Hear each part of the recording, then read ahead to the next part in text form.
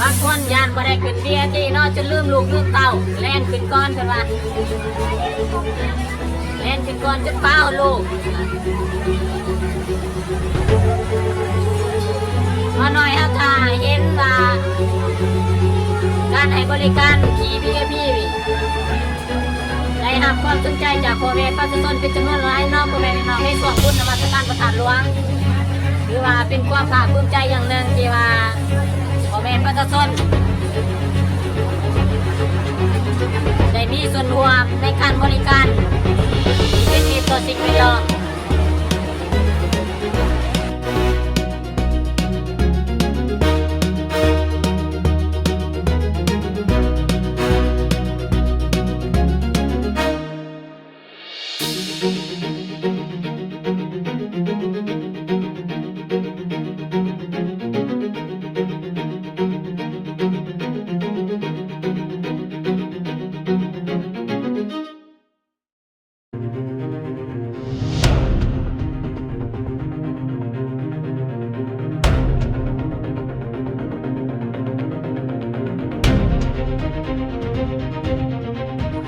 เดี๋ยวนี้ประเทศเขาเป็นเนาะเอ็มทุกขั้นทุกเดียวนะ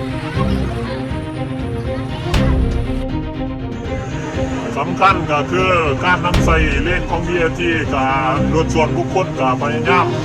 พวกเขามาใส่เลนของเพิ่นเนาะพ่อแม่พี่น้องเพราะว่าจะเห็นในรถติดรถ BRT บ่สามารถแล่นได้ตามวงเวลาที่กำหนด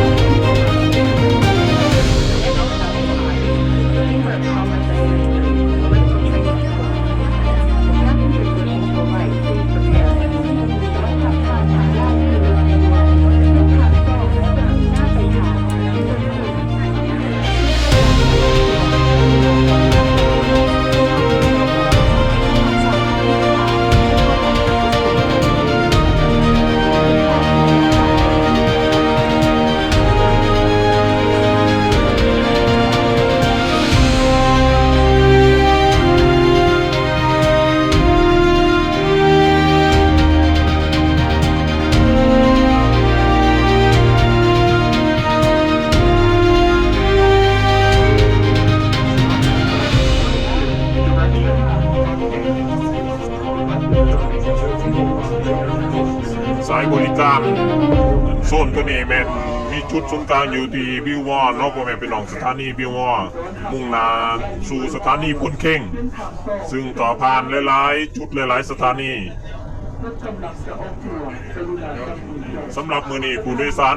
กับค่าหนาแน่นเนาะถือว่าได้รับความสนใจจากพ่อแม่ประชาชนให้ความสนใจในการมาใช้บริการ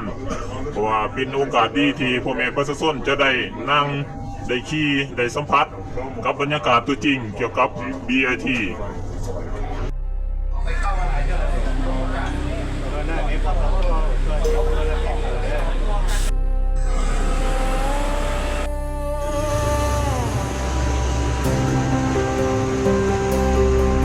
สำหรับโซนเบื้องทางใต้เป็นที่พ่อแม่ประชาชนจำนวนหลายเนาะเฉพาะมือวันที่2นี่ซึ่ง BRT เพิ่นก็มาจอดเลียน3คันเนาะเพื่อให้บริการพ่อแม่ประชาชน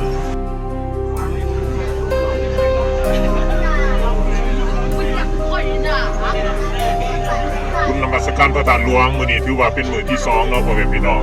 ซึ่งในมื้อวันที่1เพิ่นก็ได้เปิดเป็นทางการถือว่าเป็นปางบุญใหญ่ที่ผู้คน เดินทางมาเที่ยวเป็นจำนวนหลายเนาะพ่อแม่พี่น้องซึ่งในงานบุญนมัสการพระธาตุหลวงก็ถือว่ามีกิจกรรมที่หลากหลายวันที่4ก็มีการแห่พระศาสถึงวันที่5ต้นเสาร์ก็มีพิธีตักบาตรภาคบ่ายก็มีกีฬาตีขี้กีฬาพื้นเมืองเนาะภาคค่ำก็จะมีพิธีเวียนเทียนและก็จุดพลุเฉลิมฉลอง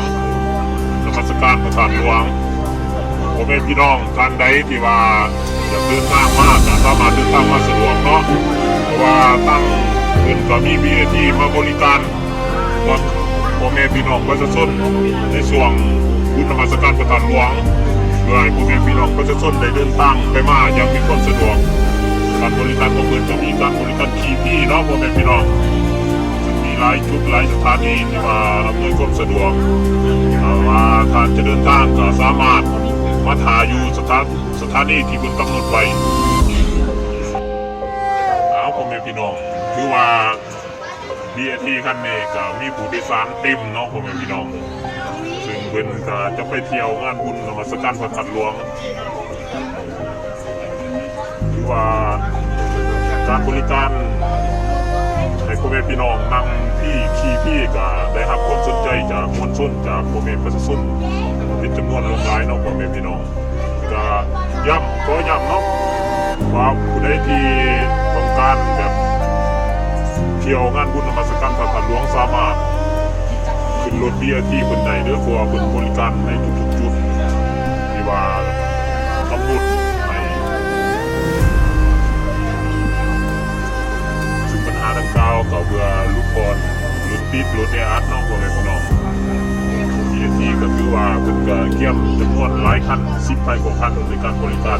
เพื่อให้เพียงพอกับการเดินทาง